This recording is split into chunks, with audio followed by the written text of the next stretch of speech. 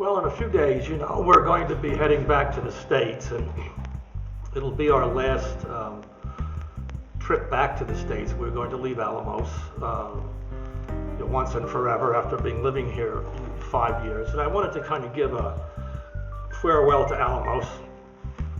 And it might be interesting to those of you who are artists or who are real patrons of the arts to know a little something about the town as seen through the eyes of an artist. There are two other short videos that I did a couple of years ago called An Artist's View of Alamos, Part 1 and Part 2, that you might want to take a look at for some details.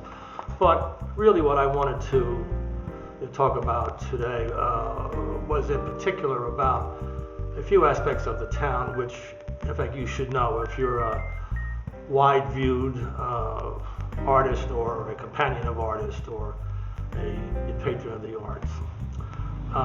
The first thing is that although this town is supposedly an arts town, it's not an arts town. It's really a town of some large mansions which were built for the Spanish nobility, which have been restored by some Americans from the West and from the Northwest who you kind of consider themselves the new dons and were the keeper of the tradition of Alamos. And of course that tradition only concerns the gringos by and large, and the small amount of money that they hand out as a result of having festivals and banquets and dinners, the kind of your normal thing that you see in the society of this type, where they make gifts to those who are less fortunate.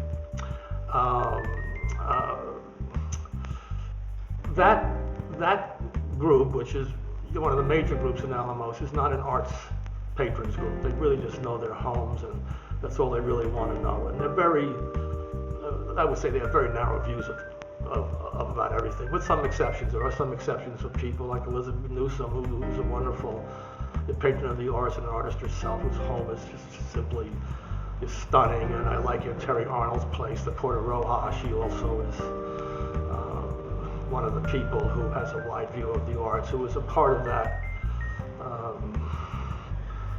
section of Alamos. But one of the things that I found that, in fact, you like about this town from an artist's point of view are the Mexicans. They're extremely friendly here and extremely talented. I would say much more so on a per capita basis than the gringo population, at least in terms of the arts they are, whether they're painters or whether they're singers or sculptors. And they have a wonderful soul that they don't mind bearing. They're not all crunched in a corner hiding and gossiping, which it brings me to one of the very bad things I found about Alamos is the gossip. The gossip is incessant and endless, and it's mean-spirited. And it just never stops. It's never founded on fact, just founded on what people think who have very narrow views and who've never really looked into something. And I'm going to give you just one of them, and then I want to talk about a couple of other things too. One of them is that I have recorded a whole group of Mexicans for my own profit, and that I have a huge business going on in the United States in which I have capitalized on the talents of the Mexican singers and artists in this town to their detriment. Nobody has ever told me this, but it's endless amount of gossip that really goes around the town, which is scurrilous to say the least. So I like to set the record straight once and for all, because every once in a while I hear something and it just kind of turns my stomach as an artist. First of all, I've recorded and worked with probably somewhere around 30 artists, visual artists and cantantes, Mexican artists and cantantes in this town. When I work with them, I always give them a CD of their work, whether it's in pictures or whether it's music. They have the right to sell or to copy, and all those profits go into their pockets. Nobody else in town is doing that for the Mexicans in town, but I am doing it. Out of that 30 or so CDs and DVDs, I chose to market 2 on my webpage. This is supposedly the source of my great wealth by people who know nothing about the world of art and really don't realize that artists starve to death most of the time. There is no money. I never sell anything on my webpage, and to date, over 3 years, I have sold 1 CD and 1 DVD of the 2 that I have on my webpage.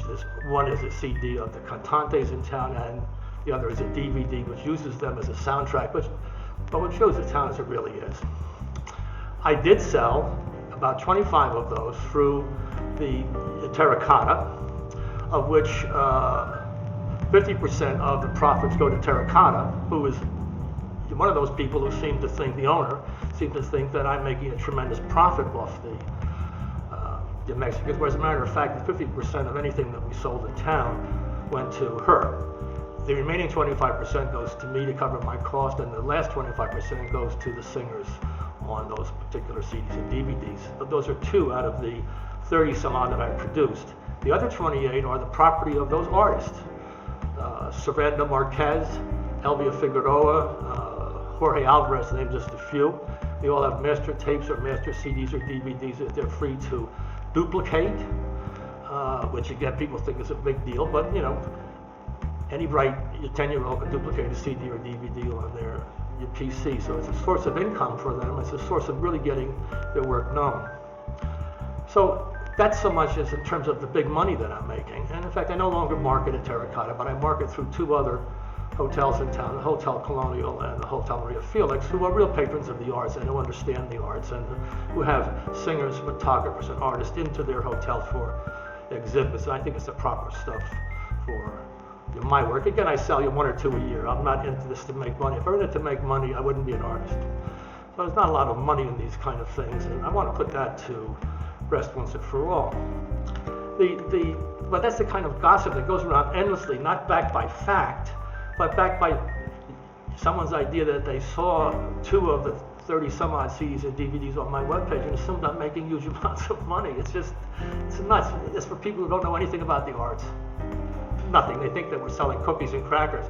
Nobody in the outside world is really interested in Alamos, and especially in the singers and artists of Alamos. Very, very few. It takes some people with talent and some people with taste, and those are the people who will come to my webpage and in fact occasionally buy a CD or a DVD. So again, part of that money goes to the artists. The artists have copies of everything that I've made, even those on my webpage, and they're free to duplicate them and sell them. It's a matter of 5 or 10 or 20 cents to duplicate a CD. And the second thing is, as far as taking advantage of the Mexicans, I have recorded more of them, both in song and in pictures, than anybody that I know of anywhere.